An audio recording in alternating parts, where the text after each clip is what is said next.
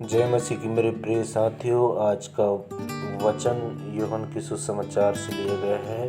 पास्का पर्व का पूरे दिन था। ईसा जानते थे कि मेरी घड़ी आ गई है और मुझे यह संसार छोड़कर पिता के पास जाना है। वे अपने को जो इस संसार में थे प्यार करते आए थे और अब अपने प्रेम का सबसे बड़ा प्रमाण देने वाले थे। शैतान ब्यारी के समय तक सिमोन इस्करियोती के पुत्र यूदास के मन में ईसा को पकड़वाने का विचार उत्पन्न कर चुका था। ईसा जानते थे कि पिता ने मेरे हाथों में सब कुछ दे दिया है।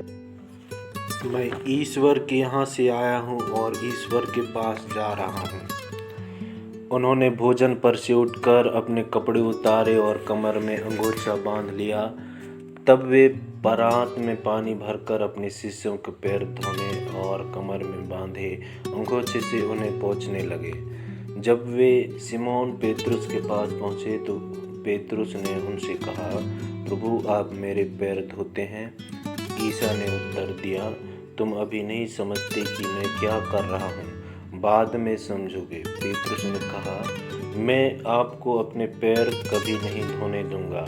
ईसा ने उनसे कहा, यदि मैं तुम्हारे पैर नहीं धोऊंगा तो तुम्हारा मेरे साथ कोई संबंध नहीं रह जाएगा।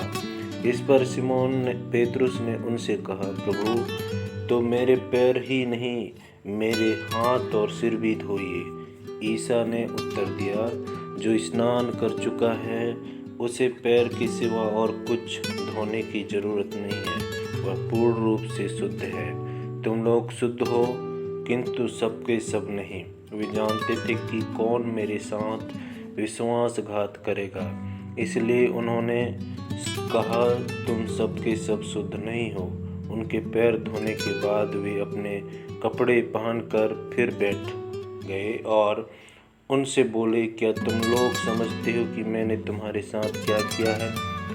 तुम मुझे गुरु और प्रभु कहते हो और ठीक ही कहते हो, क्योंकि मैं वही हूँ। इसलिए यदि मैं तुम्हारे प्रभु और गुरु ने तुम्हारे पैर धोए हैं तो तुम्हें भी एक दूसरे के पैर धोने चाहिए। मैंने तुम्हें उदाहरण दिया है, जैसा मैंने तुम्हारे साथ किया है वैसा ही तुम भी किया करो। यह प्रभु की वाणी है। ख्रिस्त में मेरे प्रिय विश्वासी भाई बहनों, आज की धर्म विधि यीशु की जीवन शिक्षा और उनके मकसद का सार प्रस्तुत करती है, जिसमें हम भी सहभागी होने के लिए बुलाए जाते हैं। यीशु के द्वारा अपने शिष्यों का पैर धोना सेवा के सबसे विनम्र कार्य को दिखलाता है। अपने शिष्यों के पैर धोने के क्रम में यीशु अपने बाहरी आवरण को भी उतारते हैं, जो यह दिखलाता है कि मानवता का रूप धारण करने के लिए वे किस तरह अपने आप को खाली करते हैं। उनका कमर पर अंगोछा लपेटना उनके सेवक बनने की प्रक्रिया को दर्शाता है और शिष्य के पैर धोना हमें बचाने के लिए अपने प्राण त्यागने की याद दिलाता है। इस पूरी प्रक्रिया में यीशु ख्रिस्त अपनी मृत्यु और यूक्रिस्ट में न केवल शामिल होते हैं, बल्कि ईश्वर के प्रेम को हम लोगों को प्रदर्शित करते हुए दो आज्ञाएं देते हैं। यीशु शिष्यों को उनके पैर धोकर पापों से मुक्त करते हुए उन्हें भी दूसरों के पापों को क्षमा करने की आज्ञा देते हैं। इस पैर धोवन की प्रक्रिया में वे आह्वान करते हैं कि वे भी एक दूसरे के सेवक बने। आइए मेरे प्रिय साथियों, प्रभु को धन्यवाद दें, क्योंकि प्रभु ने आज हमें सुंदर वचन सुनने का अवसर प्रदान किए हैं।